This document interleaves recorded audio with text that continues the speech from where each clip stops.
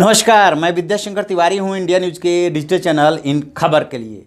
पाकिस्तान को लेकर के बड़ी खबर आ रही है और अब पाकिस्तान ने स्वयं इस बात को मान लिया है कि उसकी चारों तरफ से भारत ने घेराबंदी कर दी है। और जो फाइनेंशियल एक्शन टास्क फोर्स है, यदि जिस तरह से उसकी तैयारी है और भारत ने जिस तरह से उस पर दबाव बनाया है उसकी चली तो पाकिस्तान का ब्लैक लिस्ट होना तय है। पाकिस्तान के फॉरेन मिनिस्टर जो हैं शाह महमूद कुरैशी, उन्होंने लाहौर में खुद ही इस बात को माना कि पाकिस्तान घिर गया है और भारत इसको लेकर के बहुत ज़बरदस्त लामबंदी कर रहा है। दरअसल है क्या कि जो फाइनेंशियल एक्शन टास्क फोर्स है, FATF जिसको बोलते हैं, उसका एक ग्रुप है, वो उसको बोलते हैं एशिया पैसिफिक ग्रुप। उसमें APG, उसमें भारत जो है को चेयर करता है और भारत का उसमें दबदबा है, इसमें कहीं कोई दो राय नहीं। तो पहले तो पाकिस्तान ने ये सवाल उठाया कि भारत को ये जो ओहदा मिला हुआ है इससे उसको रिप्लेस किया जाए, लेकिन जब उसकी बात नहीं मानी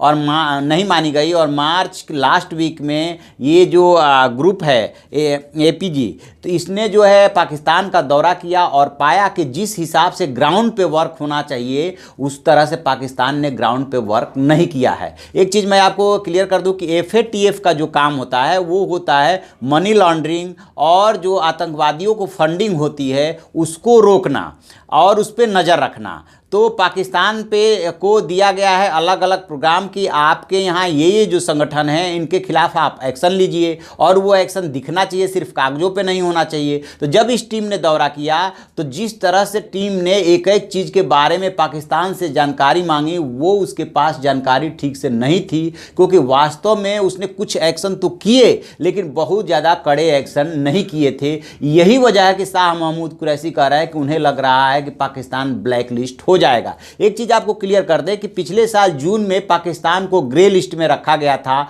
और अक्टूबर के दौरान पाकिस्तान ने इस बात की कोशिश किया था अक्टूबर नवंबर में कि उसको इस लिस्ट से बाहर निकले वो किसी तरह से, लेकिन वो उसका निकलना इसलिए संभव तब भी नहीं हो पाया था क्योंकि उससे जिस हिसाब से एक्शन होना चाहिए था वो एक्शन नहीं हो पाया। और इसी बीच में पुलवामा घटना हो गई और भारत ने पूरी दुनिया पर दबाव बनाया कि पाकिस्तान से आतंकवादी गतिविधियां चल रही है और दुनिया को इसका संज्ञान लेना चाहिए, अदरवाइज भारत जो है फिर अपने तरीके से उसको अपनी आत्मरक्षा करने का अधिकार होगा। तो वो एक पाकिस्तान की घेराबंदी की एक ये वजह है कि भारत लामबंदी कर रहा है, इसमें कोई दो राय नहीं। लेकिन दूसरी जो बात है पाकिस्तान के लिए कि पाकिस्तान दिवालियेपन के कगार पे खड़ा है और पाकिस्तान की जो माली हालत है वो ठीक नहीं है। अभी तक किसी तरह से चाइना ने $2.5 बिलियन का उसको कर्ज दे करके किसी तरह से उसको संभाला हुआ है। सऊदी अरब ने वहाँ पे निवेश का $20 बिलियन का निवेश करके और कुछ आर्थिक मदद दे करके, कर्ज दे करके उसको संभाला हुआ है। और उसने जो है एप्लीकेशन लगाई हुई है, अर्जी लगाई हुई है IMF में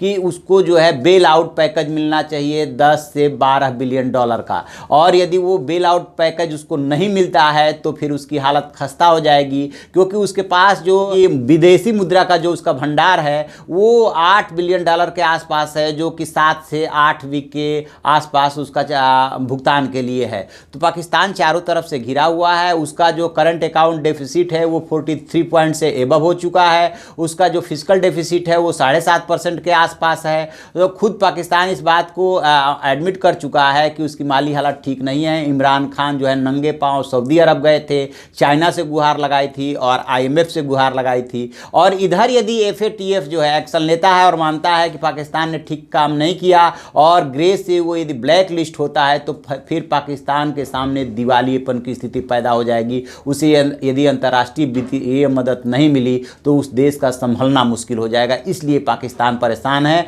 और अब जो है चाइना पे भी बहुत ज़्यादा दबाव बढ़ता जा रहा है, क्योंकि FATF तो जो हिसाब मांग रहा है वो तो मांग ही रहा है।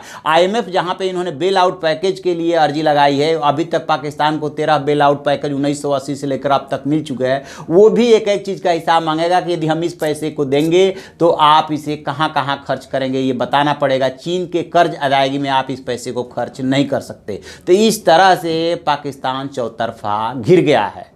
तो जो भी इसमें और अपडेट होगा हम आपको बताते रहेंगे। आप देखते रहिए हमारा डिजिटल चैनल इन खबर। उसे लाइक कीजिए, शेयर कीजिए और कमेंट बॉक्स में जा करके कमेंट जरूर करें। Thank you. इन खबर चैनल को सब्सक्राइब करें और बेल आइकन दबाना ना भूलें।